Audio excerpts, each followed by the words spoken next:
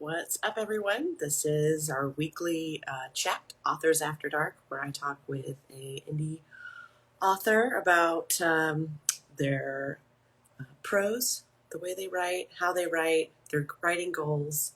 Yeah, and this week's guest is really, really special. We've got Jennifer Hartman, who is the creator of Pagan Kids, which is an online brand and resource, as well as the author of children's books that having to do with Norse mythology. I'm going to invite her really quick and see if we can get her on here. Oh, there she is. Send a request. From Canada, I believe, still the Eastern time zone, but I believe she is in Canada. But we'll find out soon. Her first book is Old Mother Frost. It's available now on her website, pagankids.org. It's wonderful. It's about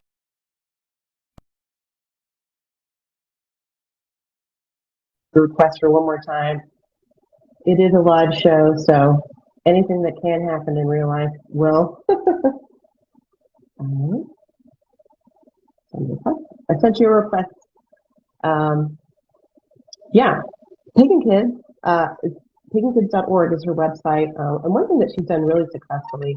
There you are! Can you hear me properly? There's no humming? Dang it. Okay, so I'll just take that out. No worries. These things are always full of technical difficulties, because that's how life is. It's a live interview. That's all right. That microphone's really good for the author readings and stuff. So yes, absolutely. You sound great, by the way. I can totally see you and I can hear you. I'm so excited to talk to you. So I was just talking about too, pagankids.org and all of the wonderful things that are available on the website. Not, including things like this, the Wheel of the Year, which you can fill out and, do your own little illustrations. And also your book, Old Mother Frost, which I have, and I have read to my niece. It's wonderful. And one thing I love about it is that in the back, you have all this info about how you came up with the story. And I just want to talk a little bit, and we'll just kick it off with how you decided to start writing these books and begin Pagan Kids, and let us get to know you a little bit. Because I know from your website you have Swedish heritage, but you are Canadian and you currently live in Canada, correct? yes. Yeah. Awesome. So I think you're my first Canadian guest, so thanks so much. But yeah, Jennifer, let's just talk real quick about how you got into pagankids.org and developed that brand as well as your book. Yeah, pagankids.org just kind of started with the frustration of other parents. I'd already started understanding how many resources were lacking for my own kids, being a Scandinavian heritage and not wanting the church to be associated with our, not associated, that's not the right word, but right. I didn't want our holidays to be Christian based because we're not really part of that. Mm-hmm. So I really just wanted it to be something that I could carry forward my traditions, the traditions that I grew up with that were special to me. Mm-hmm. And my husband really wanted his German traditions to be part of it as well. And we kind of started creating our own holidays based on that. But one of the issues with all of this was all of the stories that we grew up with didn't exist in a book. We couldn't nurture that warm, cozy feeling that people get with their holidays. So I think I searched for months and came up with nothing. I was even trying to find Swedish and German books and came up with nothing. And I was so frustrated that I decided that at first I needed to make sure that my memory of all these tales my mom told me weren't skewed. So I started researching things that way. And then I started compiling a story. That was probably the first step in the direction towards all of this, but I thought I'd make a story for my son and it would never see outside my house. until I started asking around, and I joined a bunch of Scandinavian Facebook pages who quickly directed me towards the pagan pages because that was everything, and I realized that my belief had a label to it, which was pretty incredible.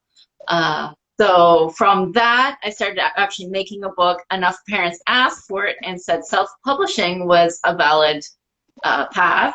And I started learning about self-publishing, and it just kind of became a big roller coaster. And at one point, I decided I need the illustrations to be better than camera filter, and kind of dove head first. And my husband was just kind of like, wow, this is like really escalating here, honey.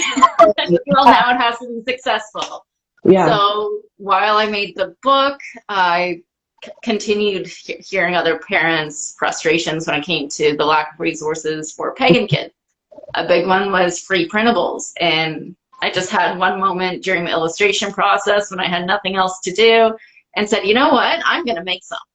So I figured it out. I think I finally have a program where I can actually evolve those printables, but I also work with featured artists in the community so that I can give back to everybody as well.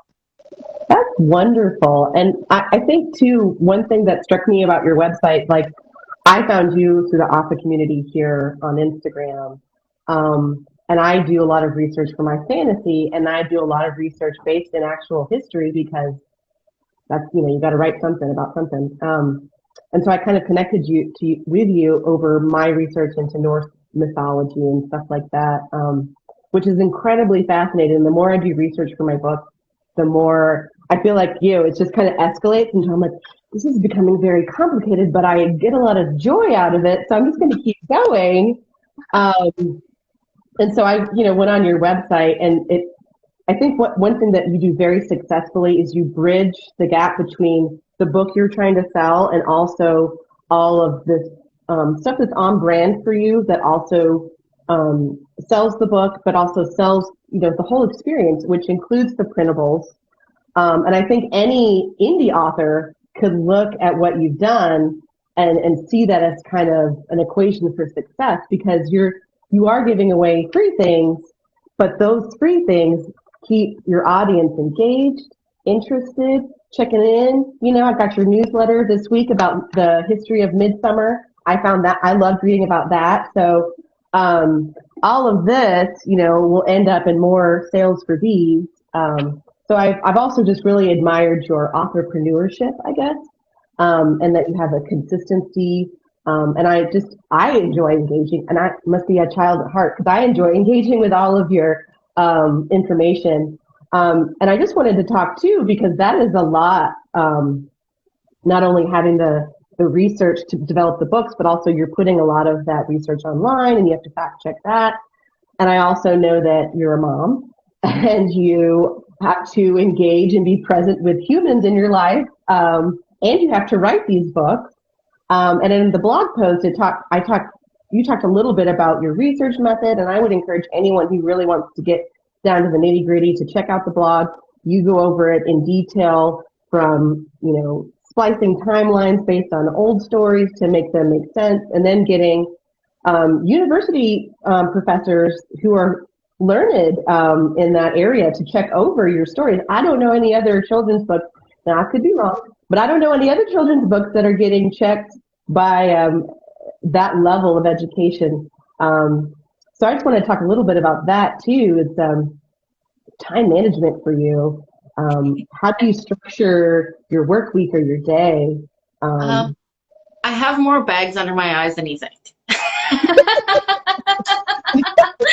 There's makeup and lighting. Preach, sister. So a lot of late nights, no breaks. There was actually a little while ago where things slowed down on all fronts because I got exhausted. Like completely, I think my brain had a meltdown. It actually shut down and went numb because I've just been filling it with so much information. And almost everything you learn about timelines, you start to realize that everything you've ever learned in history has kind of happened recently. and all these times in a wave. And anyways, my brain couldn't handle it, and I just had a meltdown and I had to start focusing on having fun activities with my son, like going on hikes and just resetting, which is where yoga came back into practice because I needed to focus more on that, which kind of only happens at 11 o'clock at night now. It happens. It's night yoga. It's night yoga. That's what you can do. Yeah, exactly. But yeah, it's the research kind of, it's a passion and I can't force it. And I've learned that. I'm an avid reader anyways. And if it's not a gazillion of the same book over and over again, it's one of my books. And I used to be really big into fantasy. Yeah, fantasy. But I've kind of switched my escape in my books to my research books. So yeah, if I'm not online reading other people's blogs, like other academic blogs, I'm usually washing the dishes to university lectures. The studying is kind of more scheduled now because I need some kind of structure there instead of just reading studies all the time. Yeah. But I find it's really important if you're going to try to make a book based on a culture or history, or especially like pre-Christian history, if you're really going to decide that you're going to enter this and you don't know what battles you're picking, you need to make sure it's all academically sound. So, and not just for yourself, because I can withstand the heat, but for my son, who's then going to end up going to school, saying, oh yeah, you've got Christmas and my Yule is very similar to that. And look at this. These are the historical facts that I know about it that kind of bring our traditions together in a not so together kind of way. So to me, that was important because I wanted him to feel like he connected to everything. Yeah. He wasn't an outsider. He also belongs, but in his own parallel kind of way. And because it is going towards the children, I need to make sure that there's no lies. I need to make sure that I didn't just follow one person's perspective. I wanted to make sure I had the general broad one. And because I'm in Canada, sometimes I'm worried that I'm missing like certain elements. And my mom tried to raise me as Swedish as possible. I actually didn't speak English until I was 4 or 5. She had me in Svenska skolan in Toronto. And we did like Santa Lucia concerts, which is Christian. But afterwards she would tell me like the story about what she heard was like the pagan origin. So I always had something like this about how the church took the story and ran with it. But yeah, to me it's like, okay, well, Mom, is this a fact? Like now I need to look into it. Like how did it evolve? So it's definitely a passion. It's a labor of love, and it's also a bit of pride because I want my son to be able to, say things with a fact while being able to back it up, which is the reason why the back of Old Mother Frost has fun facts. It tells you where the origins come and everything. And if you really want to look more into it, I do have the family blog on my page. It is kind of more for older kids who can navigate it as well, but I also try my best to target beginners who need the quick tidbits that they can absorb a little bit easier. Because when I was starting out, we had none of this, and we had UPG, so like people were imagining their own stuff. And personally, I want my facts, and then I'll build a story around it. Yeah. At least has some kind of lesson to it. Yeah. So it's important to educate your kids properly. Now I do have a university professor who usually looks over my books, but my editor is also part Scandinavian, so she looks over all that as well, whatever she can. And then other than that, there are a few leaders in the community as well who have been practicing heathenry their entire lives, and sometimes I'll fact check certain things with them as well. And it's just part of it. It's a simple story that anybody can follow, but it's got layers just like any Christmas book.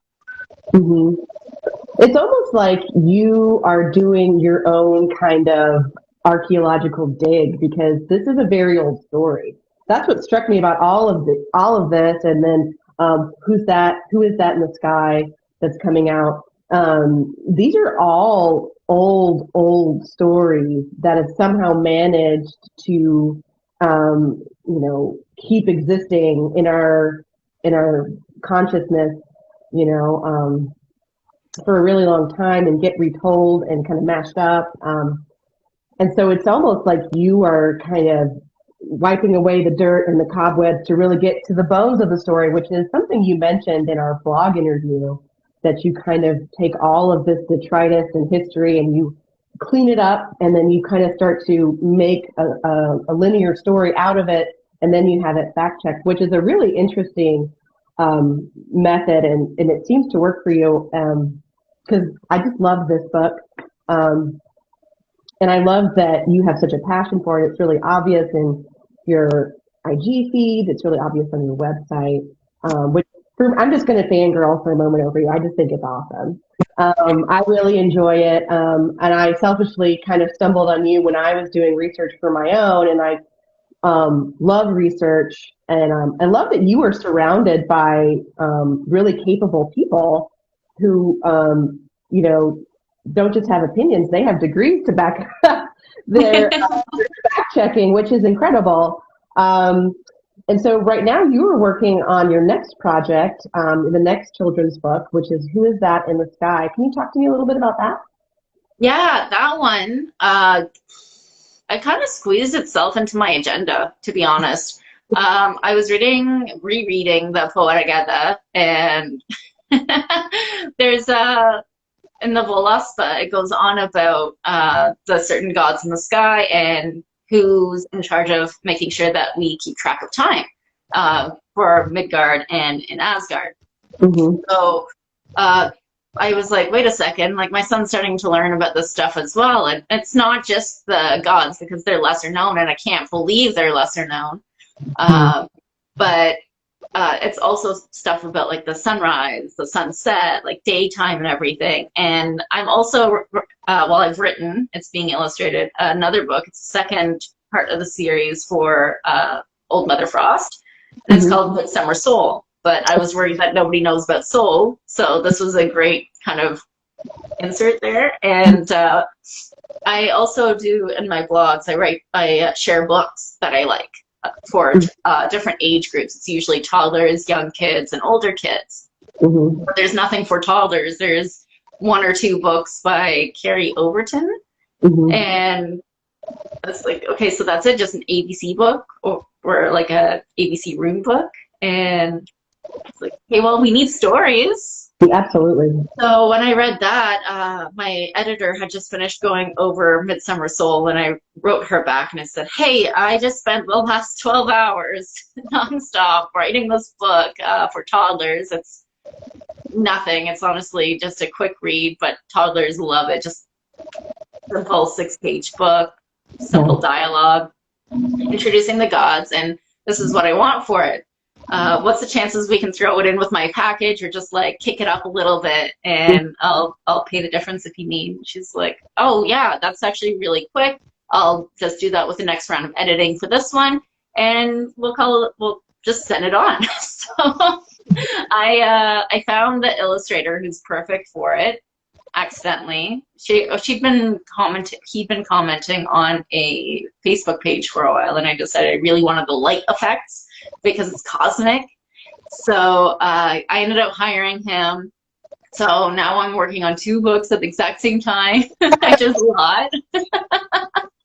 But yeah, Who's That in the Sky just kind of exploded onto my lap, and I decided it needed to happen. We needed more books out there, which is kind of how Old Mother Frost started, but more slowly. I was a lot more gentle and careful with my first book.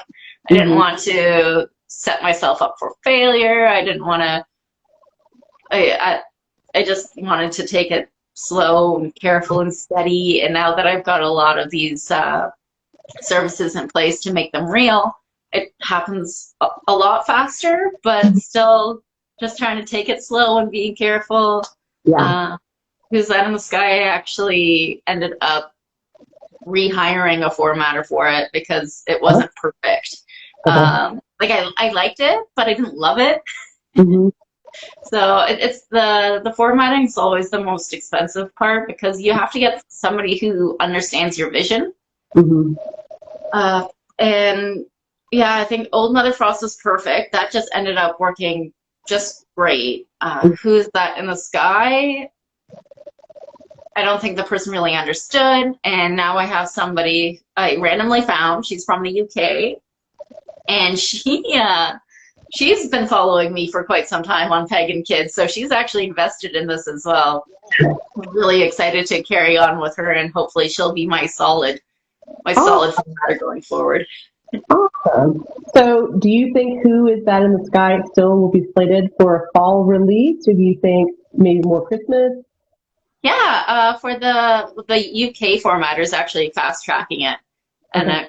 yeah, she understands I want to run the Kickstarter for it next month, so she's making sure that it's all done by then, Right. so I can get it out to the world. Hopefully, I have a timeline set, but I'm hoping everything will be sent from the warehouse in October. So Okay. whoever orders it in October, it'll be sent out.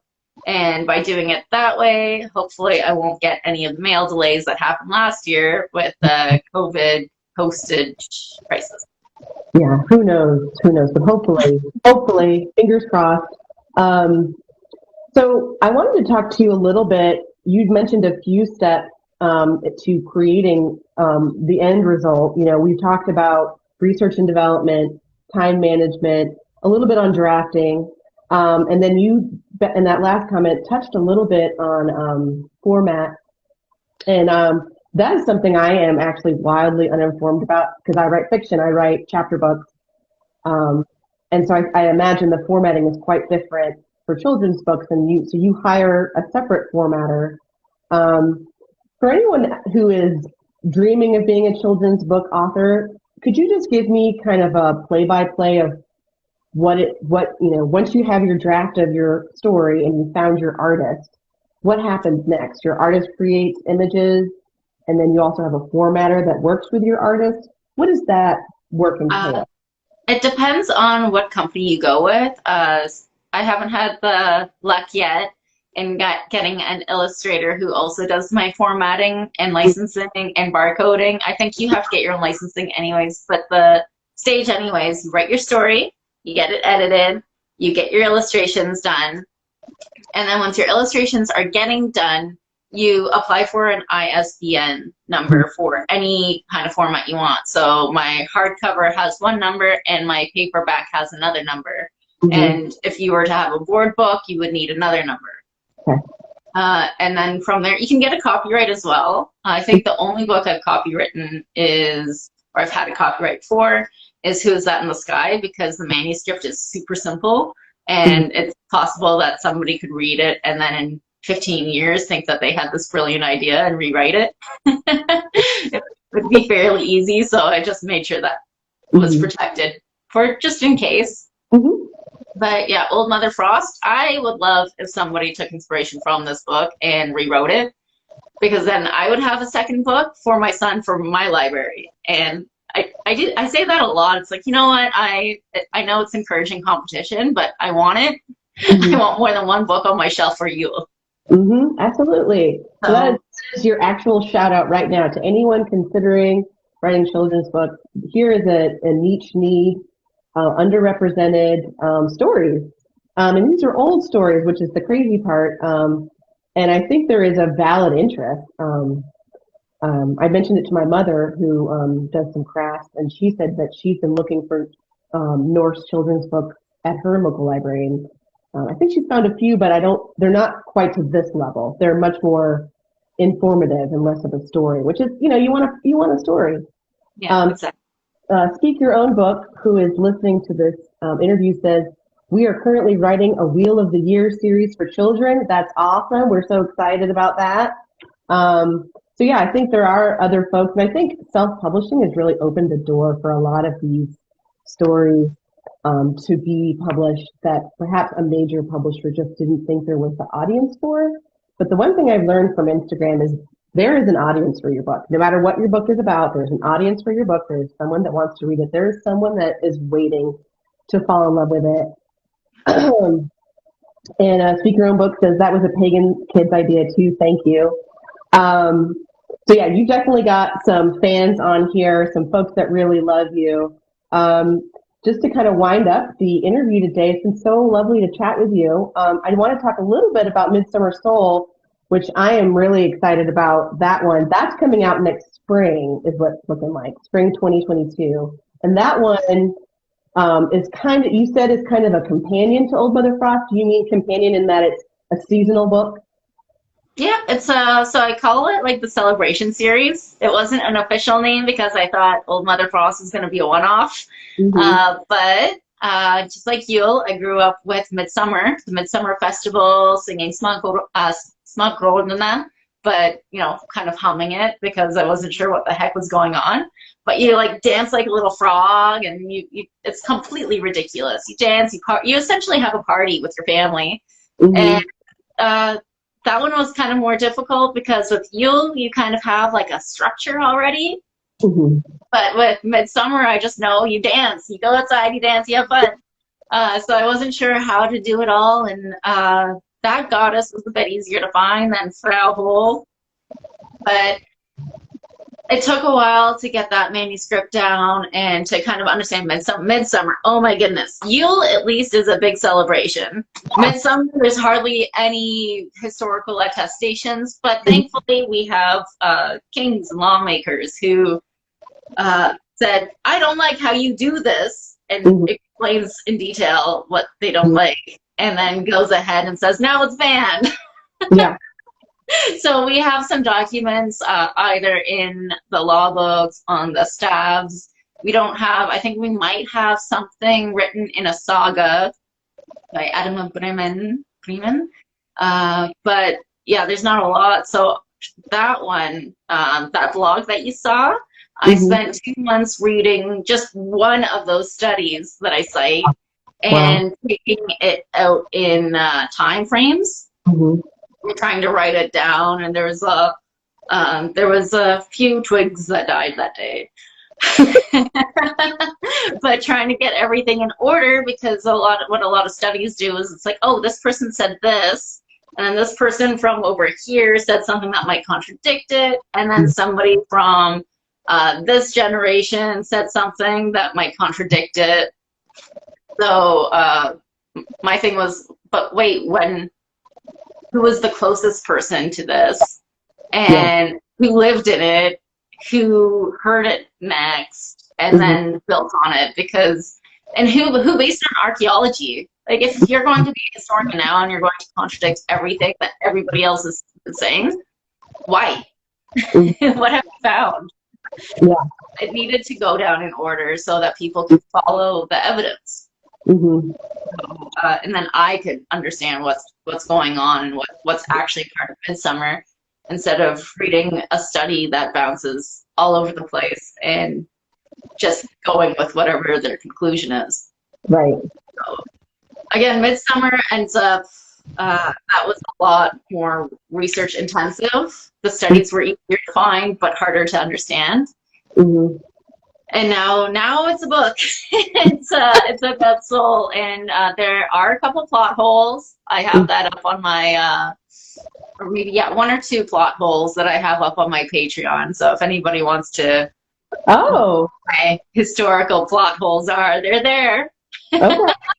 So you've mentioned a few avenues that anyone that really is into your stuff can support you on, not mentioning Kickstarter. Earlier for Midsummer Soul, there's going to be a Kickstarter, is what you said, and you also have a Patreon page for, I guess, helping you figure out those plot holes. Are there any other ways we can, if someone is really into you and has already purchased your book, that they can support you besides Patreon and Kickstarter? Yeah, I have a shop. But I mean, that's another thing that accidentally happened. Some child was being bullied by the teacher because they didn't like the symbols that they were wearing. But the parent wanted them to feel like they could be proud of it, just like anybody else. So I kind of whitewashed everything and kind of made a basic white girl clothing line on shop. But it says it has like some of the gods on it. It has like strong like Freya, or Loki made me do it, or wise like Odin. It's a little owl with an eye patch. That's fun. It's all simple designs, but they're fun, and kids can wear it to school, and teachers wouldn't think anything of it. All the proceeds there, I've priced all the children's clothes as low as possible, because people shouldn't pay an arm and a leg for children's clothing. I only make $1 or $2 per order, but that goes directly into my books. So, yeah. And you get to have a little fan shirt. I looked at some of them for my nieces. I have 2 nieces that, you know, get all the books and fun clothing items from Auntie. So I definitely scoped some of that out, which is really fun. Again, with branding, you've created an online presence that really lets someone engage with your world and your work. And I just can't say enough great things about it. It really drew me in, just because I was doing similar research. I've been doing research with witchcraft and some paganism and like modern paganism for a book I'm writing. And I found the more I researched, the more I'm quite interested in this subject, actually. And I was, you know, kind of like talking about the Wheel of the Year and like Ostara, and I was thinking, oh, there must be a goddess Ostara. And then you kind of research, and you're like, oh, this is kind of just the soup pot of all the stories we put in about spring. And there was and I'm going to butcher her name, an Eostre or Easter, Eostre. I don't know how to say that. No. You know, it's kind of like a part of it's ancient German, part of it's kind of New Age English. Not entirely sure how to say it. I think it's Ostra. Ostra? I believe you over me, you know. You're doing the research. I'm just showing up to do the interview. The more I've kind of engaged with that, the more I'm like, you know, there isn't, you know, Christianity has done a great job of like having this Bible, having this book that has all of their, you know, dare I say, mythology surrounding their religion, and paganism doesn't have that. Right? Am I totally off base here? It's more of a belief system that different cultures have passed down. Yeah, it's kind of the best way I like to say it is it's like ancient folklore, and when you couldn't write all these stories down, they were passed verbally. And it's the reason why I know about these stories is because it's just something that Swedish kids know. It's something German kids know because their parents told them, their grandparents told them, their great, you know, it just keeps going down. And honestly, the Viking Age wasn't that long ago when you think about how many great-grandparents came from then. So that was one of the things with researching all these timelines is, you know, it's a lot closer than you think it is. Like Canada was built less than 200 years ago, and the Viking Age ended in the 12 to 1400s. So it's actually quite incredible how close everything was. But yeah, most of it, every town, every tribe, every country had their own traditions, and there's going to be different calendars for that, depending on how people kept it or observed it. So it ends up becoming a very personal practice. Not one way is right, because your family might have celebrated it a different way. You can find your own tribe and celebrate it together that way. Like, it really just depends. But if, like, say you're from Germany, you're going to have several tribes that have several different ways to practice. So in the end, it's whatever feels right for you. It's your intuition. All we have is these stories that were told around a village and evolve or devolve.